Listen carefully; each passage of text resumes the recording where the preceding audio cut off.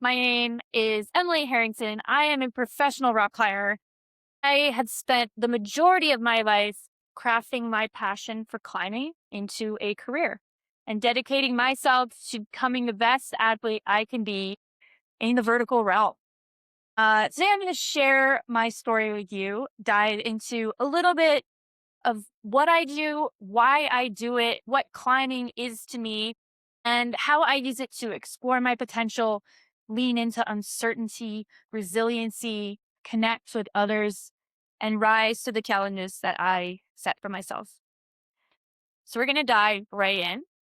I am going to bring you to a pivotal moment in my life that encompassed all of the things I just mentioned. A moment portrayed pretty perfectly by this image right here. I am half asleep on a blow up ledge, 3,200 feet off the ground at dusk, with a bloody bandage on my forehead, on the side of El Capitan, one of the biggest, most iconic, and difficult big walls in the world.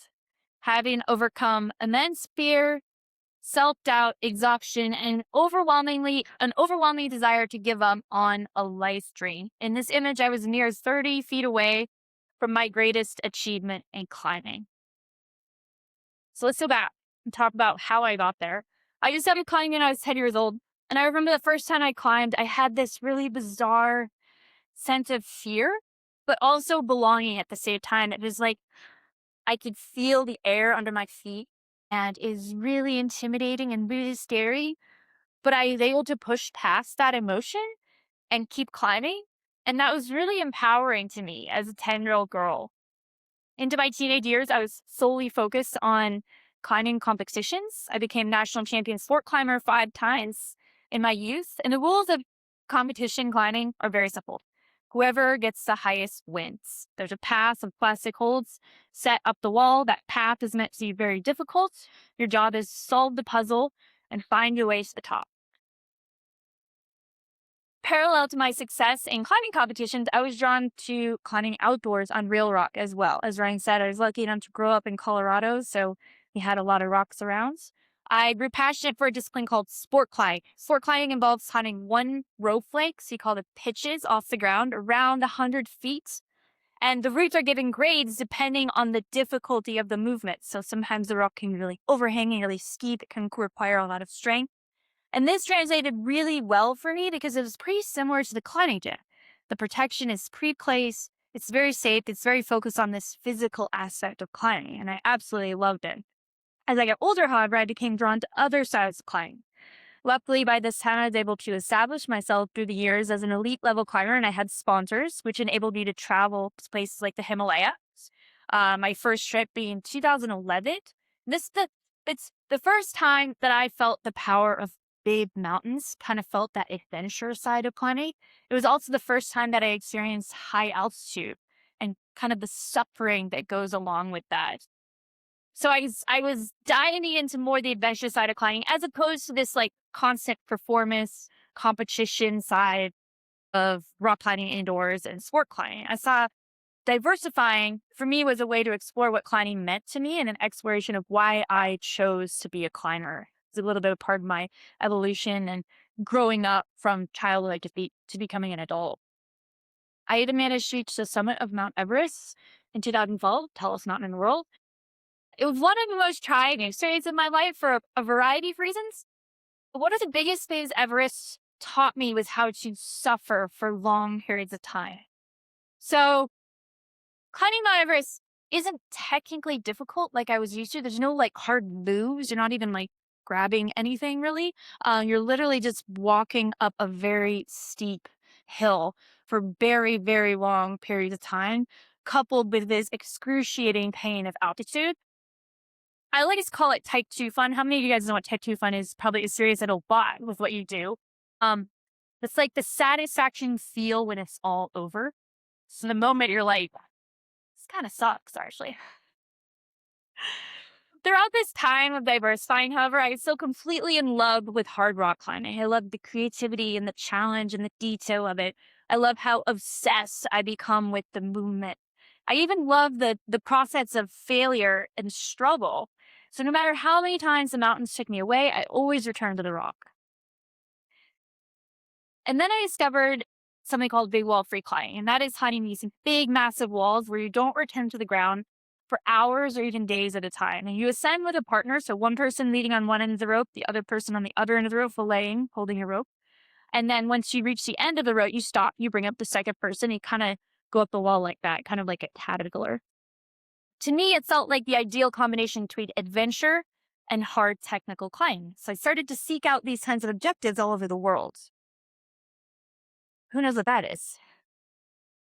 This the most famous snow wall in the world. This is El Capitan. And it just happened to be in my backyard. By this time, I had moved to Tahoe. And it's in Yosemite National Park. And it's so iconic due to its sheer size, steepness, and difficulty. It is 3,200 feet of granite. And it is the birthplace of American rock climbing. For decades, climbers have tested themselves in Yosemite Valley, but El Cap in particular has always been reserved for the most elite, especially when it comes to free climbing. Now, throughout this whole presentation, I am going to be talking about free climbing. Free climbing is using your hands and feet to ascend a rock wall and a rope and protection in case of a fall. El Cap is famous in the mainstream for a movie called Free Solo. How many of you guys have seen it? It's an Oscar-winning documentary. It's amazing. And it's about a man named Alice Honnold who climbed a route on El Cap without ropes. So that is free soloing, not to be confused with free climbing. Free climbing is much different in that if you fall free climbing, you generally don't die.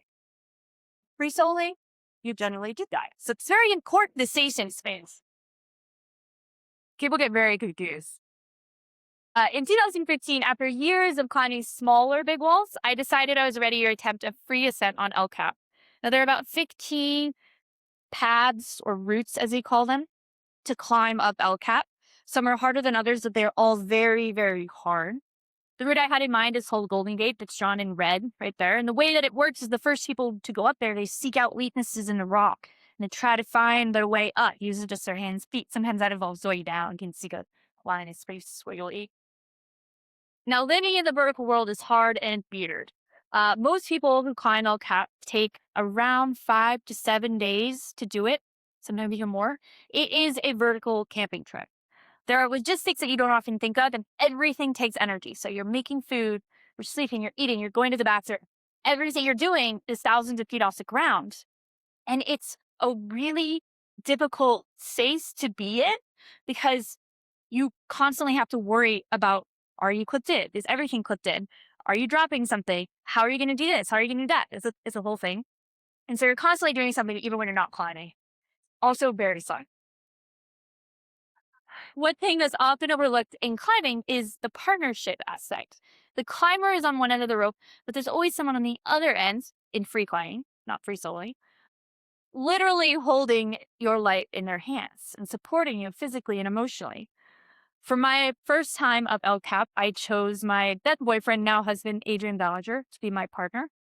He's a high altitude climber, skier, and a mountain guy, and he's my biggest supporter. And we have this really cool relationship in that we both came from essentially opposite sides of climbing. And so we could sort of serve like each other's mentors to kind of help the other one get better at the one that we were weakest at, which just so happened to be the other person's strength. So we had this really amazing partnership in that way. In 2015, it took me 6 days to climb Golden Gate. I fell many times during my 6-day ascent, but each time I fell, I returned to the beginning of that pitch and tried again until I succeeded, until I climbed that pitch cleanly without falling. That's how big wall free climbing works. You are allowed to fall, but each time you fall, you have to go back to the beginning and start over again, climb that section cleanly without falling in order to call it a success. So after 6 days, I practiced that style and I reached the summit. And in 2015, it was one of my proudest achievements. Truly was at my limit.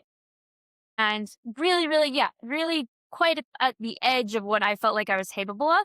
But even right after that success, I started to think a little bit bigger. I wanted to do what I had done in 6 days in 2015 in under 24 hours. Free climbing El Cap in a day. So it really distills the experience down into pure climb. There's no sleeping on the wall. There's an entirely different set of logistics required. But on that one day, it is only about climbing, having one huge day of climbing, which is what I love. I love climbing. I love adventure. I love going out, getting exhausted, trying to find my limit, and then pushing past it. And for climbers, free climbing El Cap in a day is considered the gold standard of big wall free climb. Only around 25 people have ever free climbed El Cap in a day via any route, and only 3 women, but no woman had done it via the Golden Gate route. So I spent years training and preparing to climb Golden Gate in under 24 hours. I trained a lot in the gym, obviously, but I spent a lot of time on El Cap itself. They always say the best way to train for climbing El Cap is to climb on El Cap. I climbed on the route over dozens of days, dozens of random partners. And what I was doing was I was spending time rehearsing the sections, trying to get more efficient, essentially trying to get better, trying to move better, trying to understand the difficult section better. Because instead of having 6 days to recover and rest between the pitches, I didn't have the luxury of time. I needed to do everything pretty perfectly, or I was going to run out of energy by the top. You could say I've hiked 4 times total, but those 4 times between were long stretches where there was weeks of practicing the sections. Each try was the result of weeks of preparation, trying to find the perfect day, give that one shot. So looking at the weather, making sure the weather was good. It was always this exhausting experience to even try. So I was really only capable of trying maybe 1 or 2 times a season. The season for Yosemite is the spring in the fall, winter is too cold, but summer is too hot. So it's kind of like, it was a long process. In the fall of 2019, I had this breakthrough try. It was my second try after an unsuccessful attempt in the spring, and I made it all the way up. I don't know if you can see that. There's a white X up there. It's about 3/4 of the way up the wall at about 2,900 feet. I essentially reached the final hard pitch. It's what we call the crux. That's the hardest part of the climb. It's called the A5 traverse. We also name like hard sections of the routes on these big walls so we can identify them, talk about them with each other. And it's essentially a steep sloping rail where you traverse relying almost completely on your arms. So imagine you're like hanging off your arms and you're trying to stand on these edges that are like the width of dimes. I was about 15 hours in and I just didn't have the strength anymore. I was only a couple hundred feet from the top, but really it was 20 hard feet of climbing to go. And the rest of the climbing was relatively moderate for me. So if I got into this part without falling, I would have gone to the top.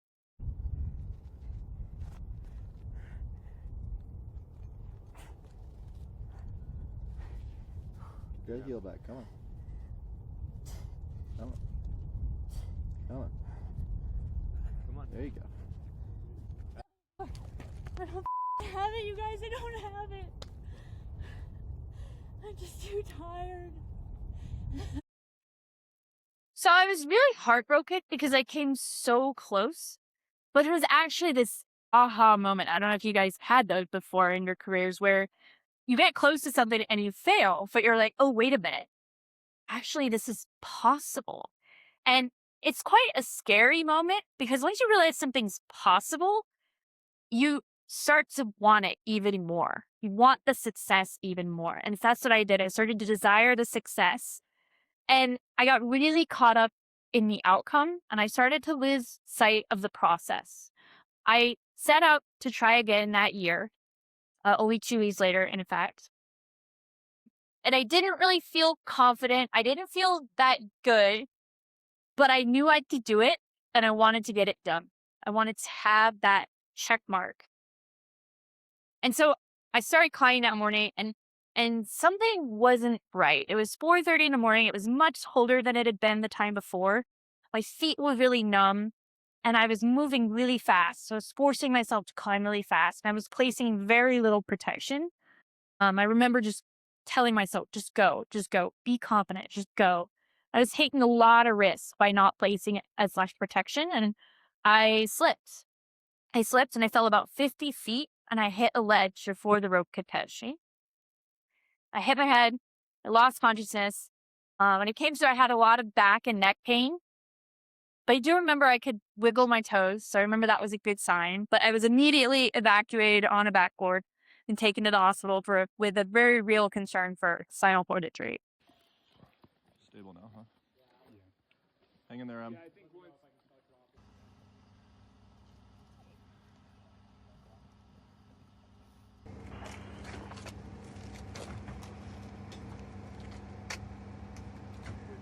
But I got lucky. I walked out of the hospital that day. I had amazing medical care. Props to them. After every X-ray, CT scan, MRI, and they told me, "You're okay. You have a concussion. You've got some pretty superficial but intense cuts and bruises, but you're going to be okay." And I remember feeling incredibly shaken, feeling really grateful, and immediately kind of reflecting on the decisions that I had made to put myself in that position. And I think that's one of the ways that I mentally recovered from that accident was I knew that I had been in the wrong mindset to declining that day. I knew I was moving too quickly. I knew I was taking too much risk overall. I was tired from the season and I was, again, just wanting success versus appreciating and respecting the process. And so I think what helped me recover from that was I took agency over what had happened. I took responsibility and I knew that I could control the amount of risk and the attitude that I had for the goal itself. So I worked really hard on my mindset over that next year and I returned in the fall of 2020. After several more weeks of prepping, I started at the Golden Gate area on November 4th, 2020 at 1:34 a.m. for my fourth attempt. And my day was starting out perfectly. I was moving well, I was faster, and I was more confident than ever before. It really felt magical.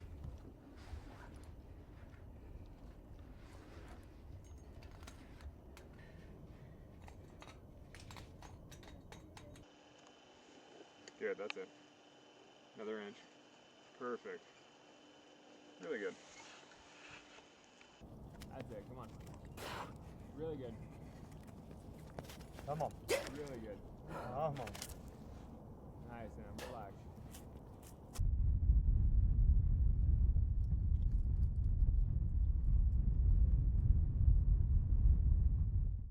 So I reached the point just below that high point of the previous year, 2,900 feet off the ground. I wasn't tired. Everything was just right. Everything felt perfect. But as many of you know in this room, perfect does not exist. I was 12 hours in. It was midday, and the thing about El Cap is it bakes in the sun all day. Climbers do not like climbing in the sun, but when the end of the day is set, you have to climb in the sun. It makes your hands sweat, makes the friction really bad, it makes it slippery. But I was really anxious to get to the high point that I reached the previous year. So again, I just kind of skipping ahead. I really wanted to get up to that point so that I could rest and recover and focus on that section that I failed on. And I was on the pitch below and it slipped off the wall and I took a fall. And as I was falling, I didn't think anything of it. As you know now, we call all the tires liners. But all of a sudden, the world went black and I felt blood once again pouring down my face into my eyes. And I had taken this weird sideways fall where my body came off spinning and I hit my head against the wall before I could get my feet under me. And I came down and I had this like hole in my forehead. And it was like all the failures from the previous years and rushing back to me. I lost all confidence. Once that adrenaline wore off, I felt lethargic and I felt tired and I did not want to try anymore. That fear that I had worked up through the past year and tried to understand so well just felt like it had come right back and I wanted to give up. So here it was, 1 year later, back on the wall, feeling like all of this is happening all over again. Like I had just missed something. I was asking myself all these questions like, had I gotten it wrong? Was I taking too much risk? Was it too difficult? I had all these conflicting emotions of knowing that I was capable, knowing that I could do it, but feeling exhausted, not willing to give up, but sort of wanting to give up, knowing that it would be easier just to call it quits and be done and say, I gave it a good effort. But I also knew that this was why I chose the soul, because it's hard and because I wanted to test my resiliency. I wanted to be resilient. I wanted to keep fighting. This was the moment, but I really did need my team when I needed those people who were there with me and in that collective effort. And in free climbing, that partnership is so crucial. That person to provide emotional and mental support. This video is from my swimmer, John and Adrian, trying to sort of encouraged me to give it another try. I think you got more try in you. You know I'd tell you if I didn't. I think you can do that. I think you got a lot of fight in you. You just don't look exhausted. You're not threatening. No. So they were telling me things that I maybe knew to be true, but I didn't totally believe it at the time. But because if I trusted them implicitly, because we had built our partnership over years of doing hard things together, they were the people that I needed most in the moment. They were the people that needed to tell me those things. And so I decided to lean into the uncertainty and do what I knew I had the ability to do, kind of do what I knew I had control over. And that was to just try. So in that moment, I forgot about failure, forgot about success, didn't matter. The only thing that mattered was trying and embracing and becoming a part of that process. So I just told myself, all you have to do is try once more. Go back up there, focus on what's exactly in front of you, and do it one move at a time. And so I went back up there, and yeah, it's hard to explain what happened, but the only way to really give it justice is that sort of like flow state. I was on autopilot, kind of zoomed out.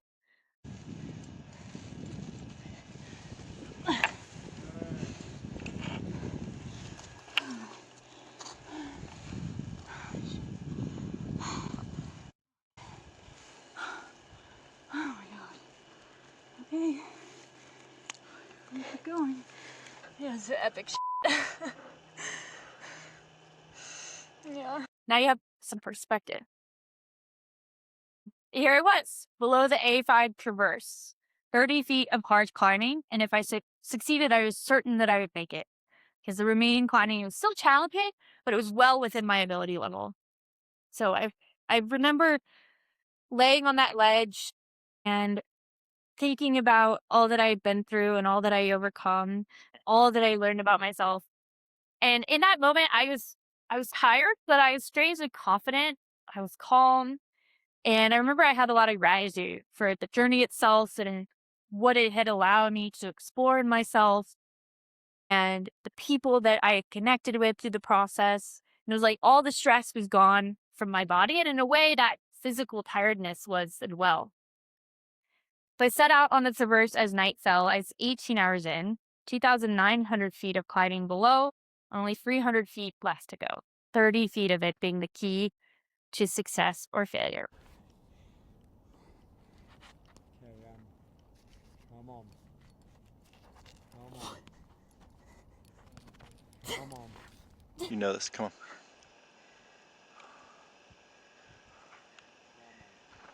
Come on. Finish it. Oh my god. Yeah! Woo! Shit!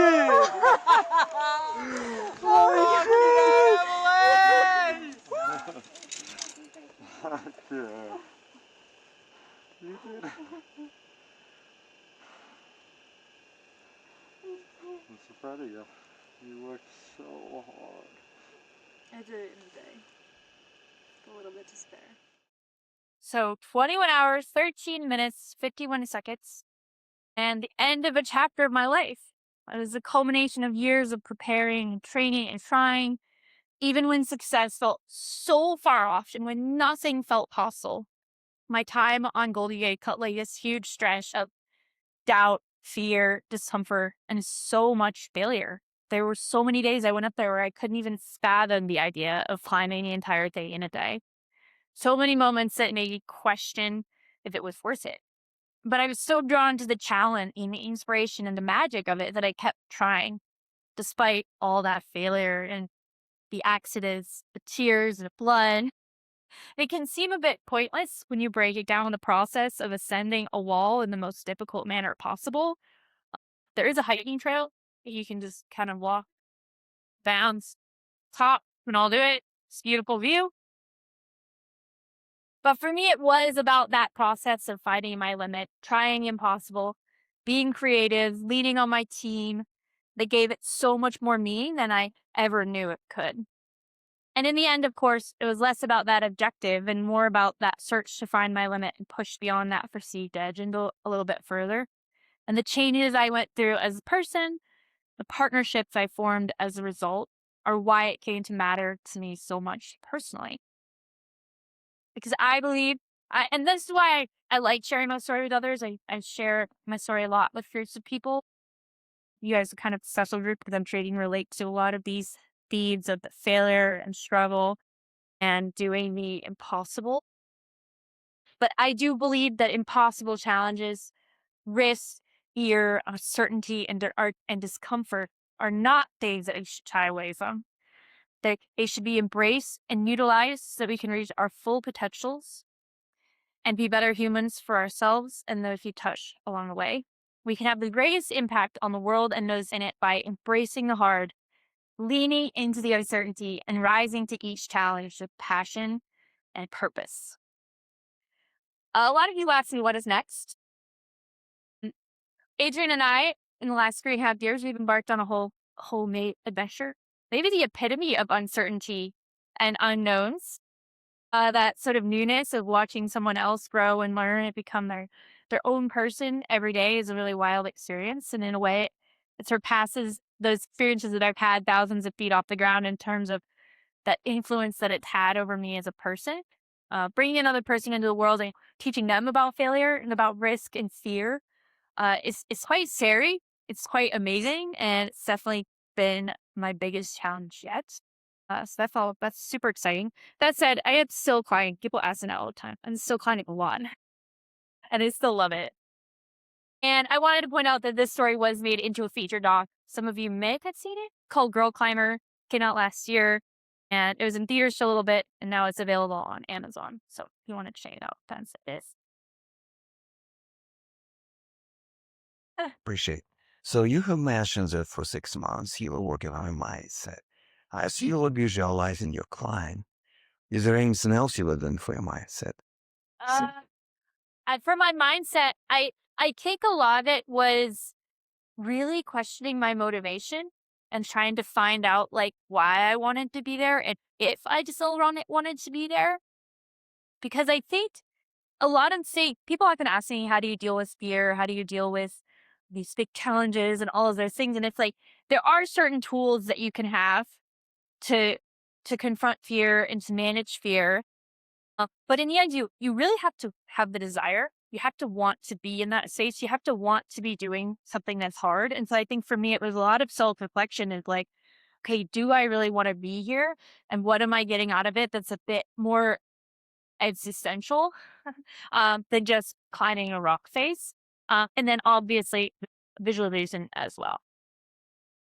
I love the subtitle Stronger Than Stereotypes, and you shared that your husband is your most supported partner. And so I'm curious for the men in the room who want to support women and do the uncomfortable things, what would you say to them?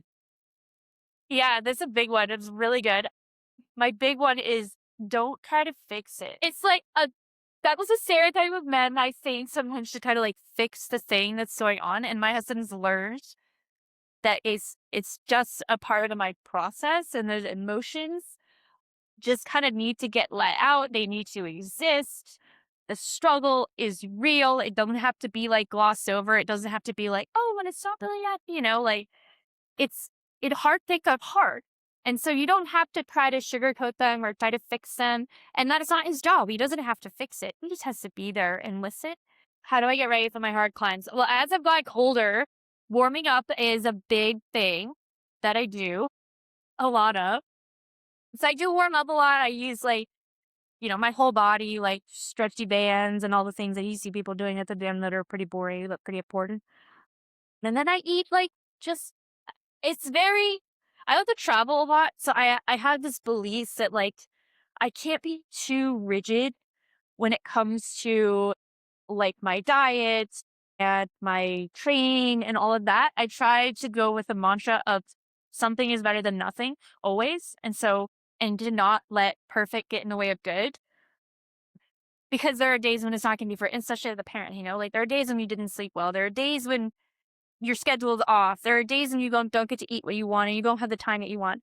But I always try to like get a good warm up, try to eat a good meal, but then realize that like as long as I'm trying to do it and I'm consistent, then that's really the most important thing. You mentioned at one point during your climb that you really dialed in and felt your flow state. And I think that's really relatable to a lot of people. Crowd, right? Where you get into your flow state and out, you feel so, so, so good. So my question is, do you have practices or conditions that you would say help you get into that dialed in state? Yeah, and I will say it doesn't happen every time. I think that that's why it is so special and unique is that it's hard to you can't really master it, or maybe you can, but I mean I'm not there yet. Maybe it's like a lifelong thing. But I do have like little visualization techniques that I use when I am like on the wall. I have words I say while like climbing. One of my words is just yes. It's like very simple, positive, one syllable. And as I'm climbing, I like say that in my brain, and it kind of helps me zero in on what I'm doing and to be really present. And then this is kind of a funny one that I visualize. Like if I'm on the wall but I'm resting, sometimes that's when like you can let the doubt creep in. You start to really doubt yourself in those moments where you're less focused and it's less difficult. And the butterflies that you get that are kind of good, but they're kind of bad because they can like get out of hands. So I kind of actually visualize butterflies in my body. And then I visualize like a tree and having a tree for them to land on so that like, they still exist. Like they're still there. I'm not trying to banish the butterflies, but they have like a place to land on and a place to rest. And that's sort of like my mental note that I had in my brain. I'm like, okay, the butterflies have a tree. They have a home that they can land on. It's how you slow your breath and it's time to calm down. That's sort of how I try to get into the flow state in the moment. And then just visualization and journaling and a lot of those things like outside of that when I'm not climbing. My helps. So I have two questions. One, after a climb, how do you celebrate? And two, how do you get back down? Well, yeah, I'll answer that last one. As I mentioned, there's a trail. You just walk back down. Unfortunately, it's quite annoying. It takes 3 hours. So I topped out at just past 10 p.m. and we didn't get down till 2 in the morning. It was exhausting. Oftentimes the hardest part is the descent. And then I celebrate usually with ice cream. Yeah. And I'm usually pretty tired. So some rest. Okay. Few more. Yeah. Thanks for sharing your incredible story. Twice you said in your remarks, you were talking about the last 30 days. Yeah. And twice you said it was well within my ability. You said it with such conviction. I'm wondering, how do you reach that point of conviction or that confidence that you know something is well within your ability because you're chasing perfection or at least progress of all the time? So it's an interesting question. I think it's that sort of 10,000 hours theory. I've just done it for so long that I know when I'm capable of doing something because I've done it for so long. Oftentimes, like my most basic thing is if I can do all the moves, then I can do the roof. So if I can execute each move, sometimes the climbs are so difficult that I like can't even do one of the single moves. And then it's a little bit of a question mark if I can do it. But in my mind, it's like, even if you're trying super, super hard, if you can complete each individual move, so, broken down as small as it can possibly be, then there's a possibility that you can do it. You try hard enough and long enough. Climbers, we are quite good at failing because that is 99% of what I do. I'm sure a lot of you in this room can relate to that. We fail most of the time. And then we succeed and it's kind of like a gift. But what we really love is the process of failing and working things out. So I think we're really comfortable being in that space of like failing, but also knowing that it's possible. I think that that's something that I've learned over my 30 years of climbing. Okay, one more. Yeah, go ahead. Thanks so much for that amazing talk and being one of the most like balanced, interesting multi-sport climbers in the world right now. Really balancing, not being like crazy sensationalistic as you kind of have seen recently. My question is, have you had a chance to try the new Petzl cams? And if not, is there like a totem or a belonging you take with you in all of your climbs that is settled? Oh my God, what a core question. Also, like, you're so up with the times. That was just announced like yesterday's new pencil cans. Cans are the protection that we place in the rock, and they have a camming device and they expand, and they're called active protection. You can actually remove that, and that's what we use a lot on LCAP and other types of planning. And I am sponsored by Petzl, which is a French company, and they've been developing this hams for the last 4 years. And I did get to use them, and they are amazing. They're actually super, super sick, and I'm really, really excited. So yeah, they're great. Thank you for this inspiring journey that you shared with us. And you also talked a little bit about your now raising a child, you experienced change with pregnancy and everything. Have you also experienced a shift in your mindset, also approaching daring journeys and like clients as such?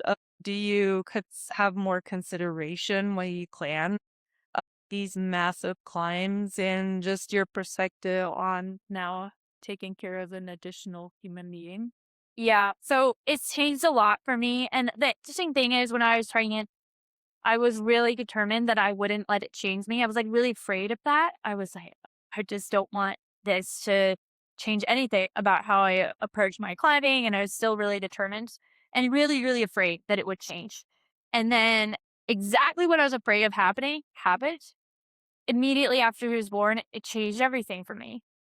My priorities shifted, my my place on that spectrum of risk and my desire all changed. But the funny thing was that it wasn't I really didn't need to be afraid of it. It was this really refreshing shift. And I found that I was quite content with being in that space. And now I do have a different relationship with risk. I choose to not do things that I once thought were worth the risk. And I think that's the key. There are certain experiences now that to me, they're just not worth having. Like, I don't see the value in them as much because they're risky, because it takes me away from my family. And I'm really comfortable with that. I'm really content with that.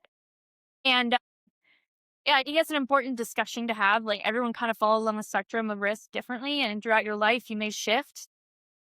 And it's just important to kind of talk about it and sort of calculate your risk and decide like whether or not the objective has the value to you to take it. And now it's just, I still climb a lot, still have a lot of goals. My husband and I talk a lot about the risks that we take and what's worth it and what's not, but it's definitely quite different. Oh, we're wrapping up. Thank you guys so much. I really appreciate it. The questions were awesome. You guys are wonderful. I hope you enjoy the rest of your day.